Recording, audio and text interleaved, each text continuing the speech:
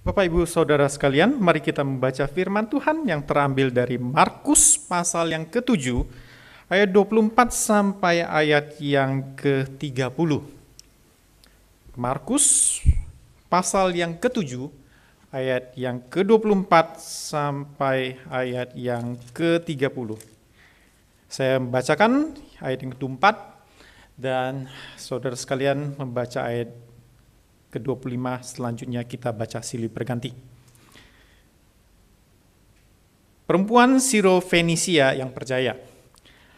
Lalu Yesus berangkat dari situ dan pergi ke daerah Tirus. Ia masuk ke dalam sebuah rumah dan tidak ingin seorang pun mengetahuinya, tetapi kedatangannya tidak dapat dirahasiakan.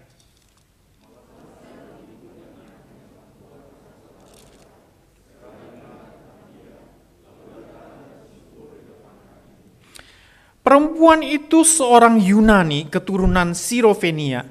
Ia memohon kepada Yesus untuk mengusir setan itu dari anak perempuannya.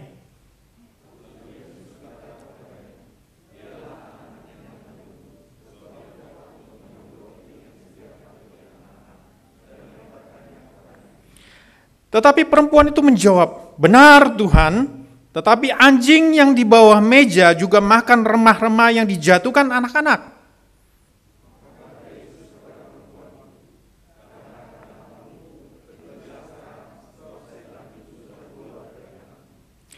Perempuan itu pulang ke rumahnya, lalu didapatinya anak itu berbaring di tempat tidur dan setan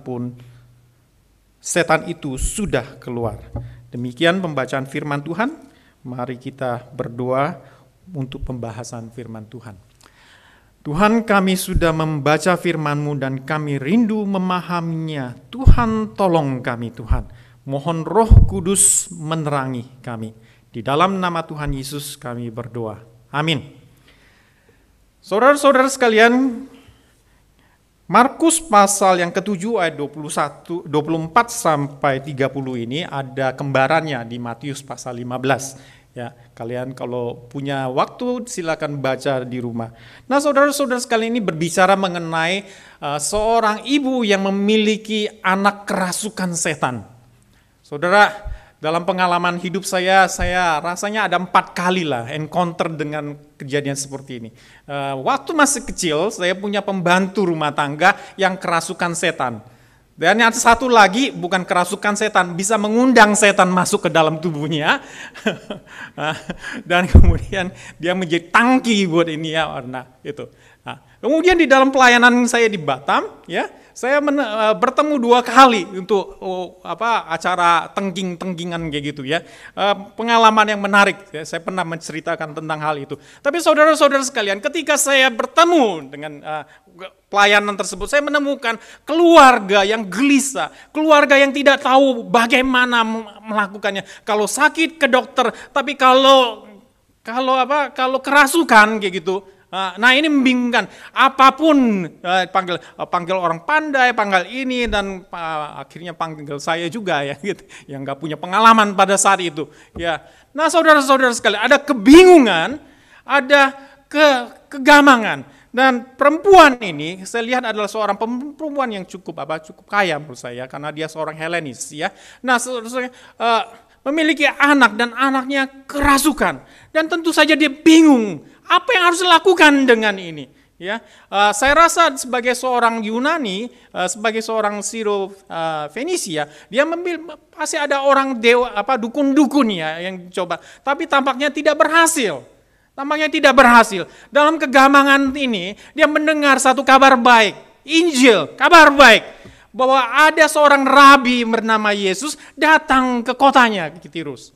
Nah, saudara-saudara, melihat penderitaan anak perempuan tersebut, saya melihat pernah kejadian bagaimana orang itu yang kerasukan menderita, ya, dan saya melihat ibu ini melihat anaknya menderita, kemudian dia berlari ke situ, dia mencari kabar, dia berlari dan dia masuk ke rumah di mana Yesus kelihatan tinggal di situ, ya. Ada ayat yang ke-24 itu ya, menurut saya cukup menarik ya. Yesus ke Tirus tapi tidak ingin orang lain mengetahuinya ya. Tapi tampaknya tidak begitu berhasil. Ya, karena menurut saya Yesus kalau pergi kemana-mana ada rombongan besar yang mengikutinya. Minimal 12 muridnya, kemudian ada kadang-kadang wanita-wanita lain ikut gitu ya. Ya pasti ada rombongan gitu ya, dan rombongan. Dan kalau kita lihat di account di Matius, maka kita melihat bahwa murid-muridnya terlibat. Tapi di sini bagian murid-muridnya tidak disentuh oleh Markus, tidak diceritakan. Nah, karena rombongannya cukup besar, pastilah ketahuan.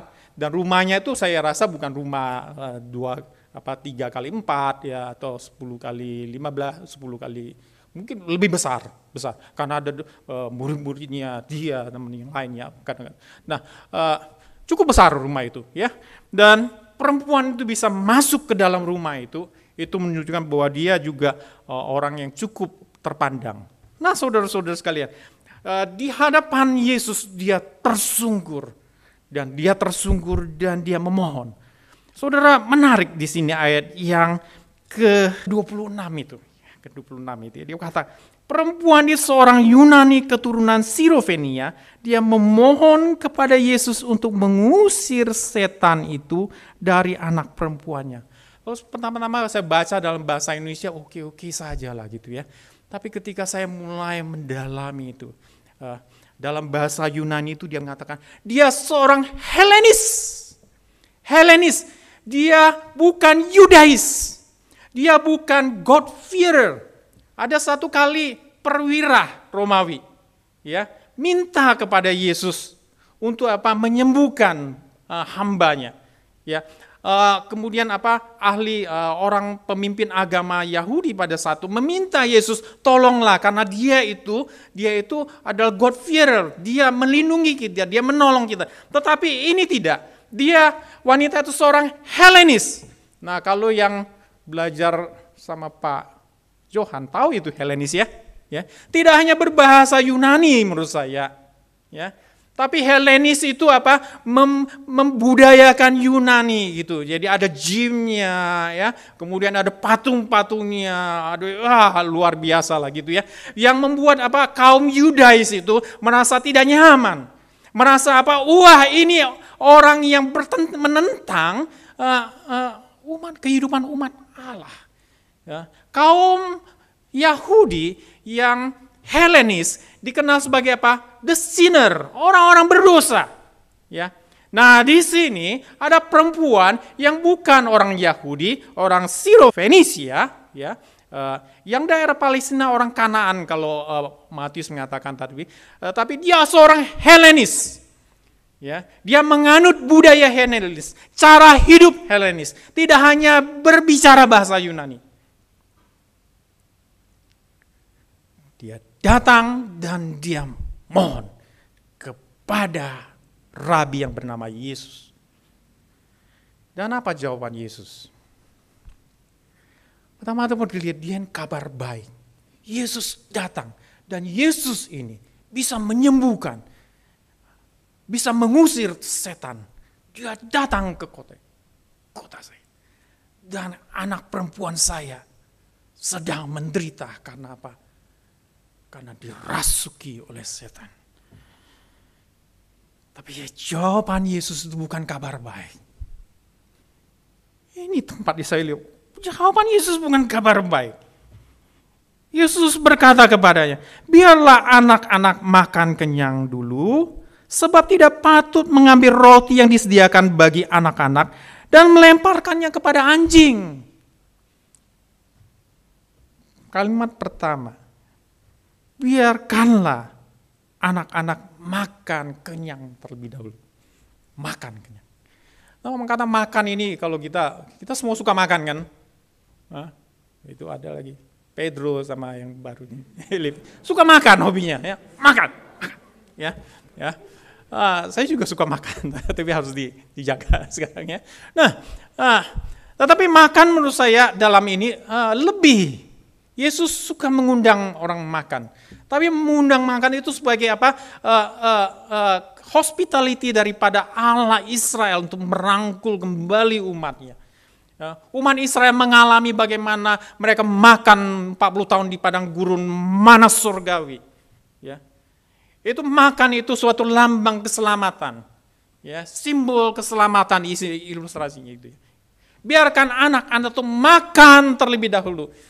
Yesus memberitakan Injil, yaitu kerajaan Allah sudah datang. Kerajaan Allah itu diperuntukkan kepada siapa? Bagi orang umat Israel, untuk bangsa kami. Kata proton keluar di situ. Ya, terlebih dahulu kami. Dan memang di dalam eschatological hope, di dalam perjanjian lama, ya, pengharapan eskatologis perjanjian lama, bangsa Israel dimurnikan lebih dahulu. Yerusalem direstorasi dahulu. Baru di Yesaya pasal kedua, bangsa-bangsa lain berduyun-duyun menuju ke Yerusalem untuk menikmati pemerintahan Yahweh. Jadi respon dari Yesus itu adalah ajaran standar rabi orang Yahudi. Kerajaan Allah datang kepada umat Israel dan dinikmati oleh umat Israel terlebih dahulu. Baru bangsa-bangsa lain. Nah, yang lebih nok lagi itu ya, kalimat yang kedua. Sebab tidak patut mengambil roti yang disediakan bagi anak-anak dan melemparkannya kepada anjing. Yesus orang Yahudi, murid-muridnya banyak, sebagian besar orang Yahudi. Orang Yahudi tidak melihara anjing. Anjing itu najis. Anjing itu apa ya? Berarti anjing liar, karena orang Yahudi tidak melihara anjing. Ya. Nah, orang Yunani yang kaya melihara anjing. Ya. Ya. Karena itu tidak baik ngambil makanan anak-anak dilempar kepada anjing yang binatang najis itu. Nah, kalau saudara dan saya sebagai wanita tersebut bagaimana rasanya? Ya. Orang Israel itu anak, kami ini bangsa anjing gitu. Nah, tapi kalau saya lihat di YouTube orang bule kalau anjing itu makan bisa cium-cium, wah gitu ya. Nah, tapi orang Israel tidak. Pernyataan Yesus itu bukan kabar baik. Nah, ini tapi apa respon daripada sang wanita ini? Menurut saya lebih mencengangkan lagi. Dan menurut saya pernyataan dia lebih kuat daripada yang ada di Matius. Matius ada kata nai. Nai Kurios, yes the Lord, ya Tuhan. Dalam terjemahan di Markus ini juga demikian. Tetapi kalau kalian lihat ke SBL, lihat ke Nese Island yang terbaru dan United Bible Society yang terbaru, nggak ada kata nainya, langsung Kurios. Tuhan, anak-anak juga menikmati makanan yang jatuh. Rempah-rempah sisa makan anak-anaknya. Maksudnya apa? Oke lah anjing. Tapi anjing juga menikmati berkat itu. Tidak protos, dioteros, tritos, bukan yang kedua, ketiga. Tapi bersama-sama pada saat itu. Walaupun dalam posisi yang tidak layak. Anak sama anjing statusnya sangat berbeda. Tetapi anak perempuan Helenis ini, Tuhan, anjing itu juga makan. Mungkin dia punya anjing di rumah. Ya, kalau orang Israel tidak pelihara anjing, ya orang Yunani pelihara anjing gitu ya. Anjingku juga makan. Ya, anak itu. Nah, ada sedikit miris menurut saya ketika makanan jatuh itu. Apakah anak tersebut ya menikmati makanan itu atau merasa makanan itu tidak enak dan membuangnya? Nah, di dalam konteks Markus kita melihat pada beberapa ayat sebelumnya, kita menemukan penolakan daripada umat Israel. Yesus ditolak di kampung halamannya. Yesus dipertanyakan otoritasnya. Tetapi ini ada seorang perempuan non-Yahudi yang dicap sebagai Helenis, pendosa. Ditambah lagi dengan apa? Anaknya kerasukan setan. Wah. Tapi perempuan itu merespon dengan luar biasa. Merespon kata Matius adalah imannya yang luar biasa. Tapi saya menarik menurut saya, iman yang seperti apa sih yang membuat Yesus itu begitu wah gitu. Ya. Ya. Kita kadang-kadang belajar mengenai iman itu bukanlah suatu usaha. Ya, di dalam aura daripada ajaran Paulus, iman itu bertentangan dengan usaha manusia. Tapi kalau kita lihat di Markus ini, ya, bahkan di dalam Perjanjian Lama, saya membayangkan seperti apa? Seperti Yakub. Yakub satu kali pernah bergumul dengan Allah waktu pulang. Akhirnya dipukul itu tulang pahanya. Itu kan Yakub itu jalannya pincang gitu ya. Karena bergumul dengan Allah. Kenapa Yakub bergumul? Dia meminta berkat. Dia minta berkat. Dia bergumul dengan Allah. Wah, ini luar biasa. Orang yang bergumul. Yesus mengatakan demikian, perempuan itu tidak terima.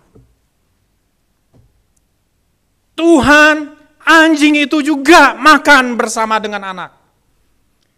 Ini satu-satunya reply yang membuat Yesus. Dan itu datangnya dari orang non-Yahudi.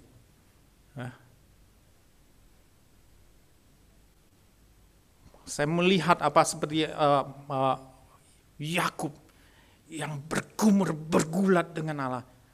Yesus mengatakan demikian. Itu juga yang digambarkan ketika Abraham berdoa dengan Allah, ya. Yang panjang itu tentang Sodom dan Gomora. Itu juga doa antara Yahweh yang mau menghancurkan Israel dan Musa yang mengatakan tidak Tuhan. Orang ini doa pengharapannya bisa mengubah hati Allah. Wah, luar biasa. Dan ini pernyataan ini mengubah Yesus.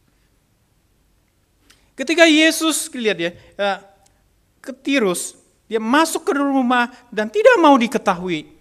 Kemudian dia bertemu dengan wanita itu. Dan setelah itu apa yang terjadi? Yesus pergi ke daerah non-Yahudi, daerah Galilea. Ya, Sidon, kemudian ke Dekapolis lagi gitu ya. Kemudian apa?